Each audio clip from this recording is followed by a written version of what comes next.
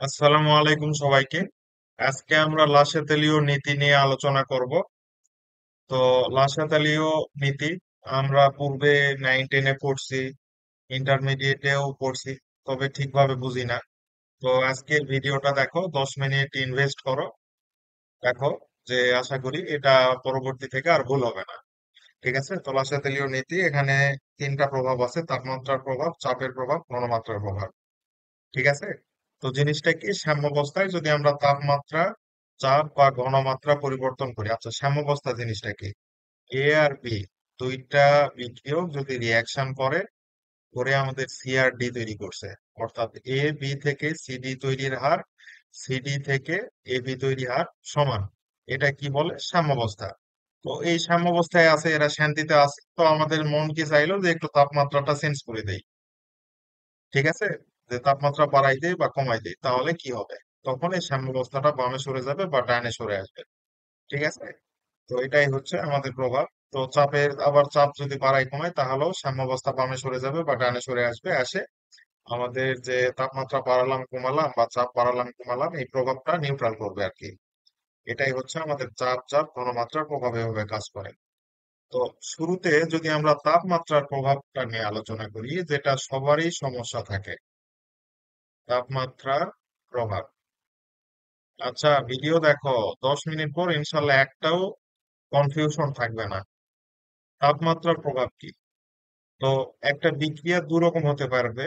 তাপ উৎপাদী হতে পারবে, তাপ উৎপাদী হতে পারবে। তাপ উৎপাদী হলে কি হয়? ডেল এইচ এর ভ্যালু কি হয়? নেগেটিভ হয়। আরেকটা কি হতে পারবে? তাপ হ্যারি হতে পারবে বা তাপ সূচী হতে পারবে। তাপ হ্যারি হতে পারবে, সেক্ষেত্রে ডেল এইচ এর ভ্যালু কি হয়? পজিটিভ হয়। এটা কোশ্চেনে দেয়া থাকবে। তো যদি তাপ উৎপাদী বিক্রিয়া হয়, তাপ উৎপাদী বিক্রিয়া, তাপ উৎপাদী বিক্রিয়া কি? যে ধরো এ একটা বিক্রিয়ক আছে, বি একটা বিক্রিয়ক আছে, এখান থেকে সি এবং ডি তৈরি হলো। তো এই বিক্রিয়ার ডেল এইচ এর ভ্যালু কি? নেগেটিভ। তাপ উৎপাদী বিক্রিয়া মানে কি? সম্মুখমুখী বিক্রিয়ায় তাপ উৎপন্ন করতেছে। সম্মুখমুখী বিক্রিয়ায় তাপ উৎপাদী মানে কি? সম্মুখমুখী বিক্রিয়ায় তাপ উৎপন্ন করতেছে। আবার পশ্চাৎমুখী বিক্রিয়ায় কিন্তু তাপ শোষণ করতেছে। আবার বলতেছি, তাপ উৎপাদী বিক্রিয়া মানে সম্মুখমুখী বিক্রিয়ায় তাপ উৎপন্ন করতেছে, কিন্তু পশ্চাৎমুখী বিক্রিয়ায় কিন্তু আবার তাপ শোষণ করতেছে। ঠিক আছে? তাহলে সামনের দিকে, সামনে তাপ উৎপন্ন করে, পশ্চাতে আবার কি করে? তাপ শোষণ করে, কিন্তু তাপ শোষণ করে। তাহলে সম্মুখে তাপ উৎপন্ন করে, পশ্চাতে তাপ শোষণ করে। এটা হচ্ছে আমাদের তাপ উৎপাদী বিক্রিয়া। তো এই বিক্রিয়ায় যদি এখন আমরা তাপমাত্রা বাড়াই, তাহলে কি হবে? তাপমাত্রা যদি এখন বাড়াই, দেখো সম্মুখমুখী বিক্রিয়া কিন্তু নিজেই তাপ উৎপন্ন করতেছে। সম্মুখমুখী বিক্রিয়া নিজেই তাপ উৎপন্ন করতেছে, এর কি আর তাপের দরকার আছে? এর কিন্তু তাপের দরকার নাই, কারণ কি? নিজেই তাপ উৎপন্ন করতেছে। তাহলে তাপমাত্রা বাড়ালে সম্মুখমুখী বিক্রিয়ার কিছুই হবে না, কারণ ওই নিজেই তো তাপ উৎপন্ন করে। কিন্তু পশ্চাৎমুখী বিক্রিয়া ওই কিন্তু তাপ শোষণ করে। পশ্চাৎমুখী বিক্রিয়া তাপ শোষণ করা, ওর তাপের দরকার আছে। তো সেই জন্য যদি তাপমাত্রা বাড়ায়, তখন বিক্রিয়া এই যে ড্যান থেকে বামে চলে আসবে, ড্যান থেকে বামে চলে আসবে। আবার বলতেছি, সম্মুখমুখী বিক্রিয়া কি করতেছে? তাপ উৎপন্ন করতেছে। পশ্চাৎমুখী বিক্রিয়া তাপ শোষণ করতেছে। সম্মুখমুখী বিক্রিয়া নিজেই তাপ উৎপন্ন করতেছে, ওর তো তাপের দরকার নাই। কিন্তু পশ্চাৎমুখী বিক্রিয়া তাপ শোষণ করতেছে, ওর তাপের দরকার আছে। সেজন্য আমরা যদি তাপমাত্রা বাড়াই, এর তাপের দরকার আছে, সেজন্য বিক্রিয়া ডান থেকে আমাদের বাম দিকে চলে আসবে। তার মানে কি? উৎপাদ ভেঙে আমাদের বিক্রিয়ক তৈরি করবে। তাপমাত্রা কমালে বিপরীত কেস ঘটবে। তো এবার যদি বিক্রিয়াটা হয় তাপ হ্যারি, আশা করি বুঝতেই পারছো যে তাপ হ্যারির ক্ষেত্রে কি হবে। তাপ হ্যারি ডেল এইচ এর ভ্যালু কি হয়? পজিটিভ। যদি আগেরটা বোঝো, আশা করি বুঝতে পারছো। তো তাপ হ্যারি বিক্রিয়ায় ডেল এইচ এর ভ্যালু হচ্ছে আমাদের পজিটিভ। আমাদের একটা বিক্রিয়া ধরো A+B থেকে আমাদের তৈরি হচ্ছে C+D। ডেল এইচ এর ভ্যালু পজিটিভ।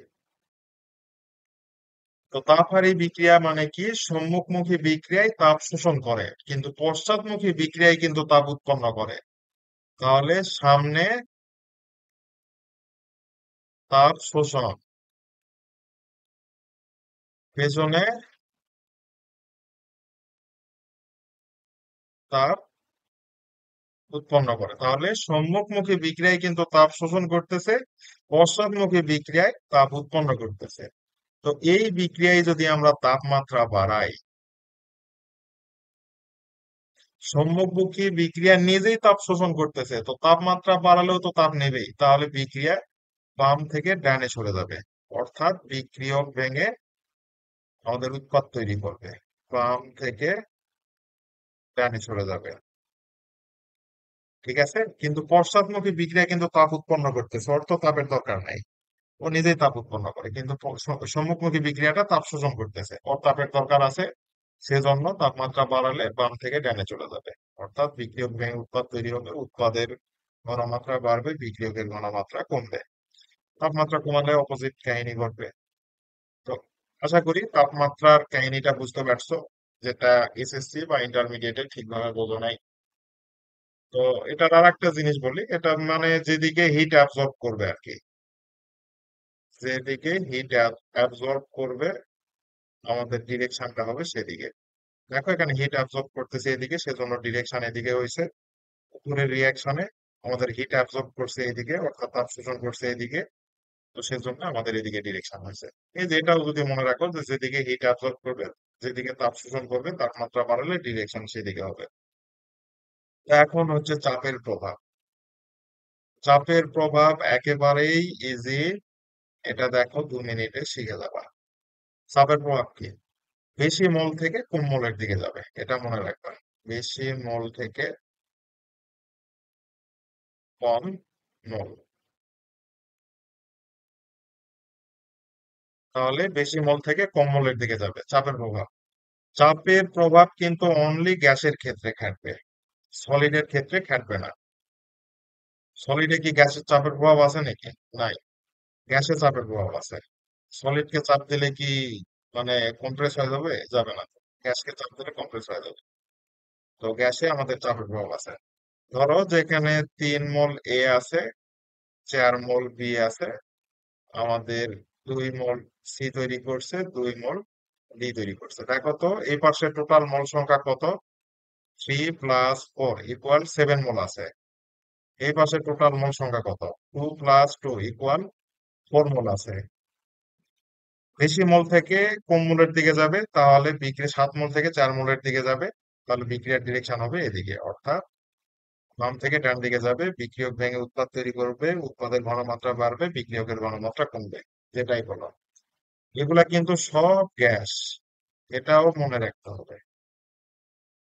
ঠিক আছে, তবে বিপত্তি ঘটতো সেখানে যদি আমাদের এখানে এই যে এটা গ্যাস না হয়ে যদি আমাদের সলিড হতো। সলিড হলে কি হতো বলতো? সলিড কিন্তু আমাদের গণনায় আসবে না। সলিড আমাদের গণনায় আসবে না, কারণ ওর উপর তো চাপের প্রভাবই নাই। তখন আমাদের এখানে টোটাল মোল সংখ্যা কত হতো? 3 মোল হতো। আর এই পারে টোটাল মোল সংখ্যা হতো কত? 4।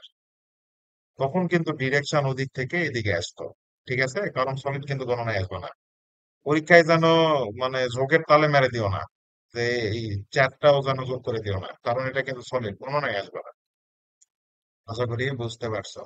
কিন্তু যদি এরকম হতো যে এটা সলিড, এটা সলিড হয়ে আছে, এটা গ্যাস আছে, সেক্ষেত্রে কি হতো? তখন এই পাশেও থাকতো 4 মোল, এই পাশেও 4 মোল, তখন বিক্রিয়ার চাপ বাড়ায় বা কমায় কোনো যায় আসে না, এবং বিক্রিয়ার তখন চাপের প্রভাব থাকবে না। তো আশা করি চাপের প্রভাবটাও বুঝতে পারছো। এই বইয়ে এর বাইরে কিছুই দেয়া নাই, বইয়ে তোমার ইনে স্ত্রীর একটা দিয়ে আছে, ওটাই প্রতি বছর বোর্ডে আসে। হ্যাঁ। তো এরপর দেখো ঘনমাত্রার প্রভাব। ঘনমাত্রার প্রভাব, ঘনমাত্রার প্রভাব কি, যে ধরো এখানে একটা কুয়া আছে, এখানে আর একটা কুয়া আছে, আচ্ছা কুয়া না যাই হোক একটা কিছু আছে, একটা টিউব দিয়ে আমি জোড়া করে দিছি। তো পানির লেভেল ধরে নাও সেম আছে দুইটাতেই।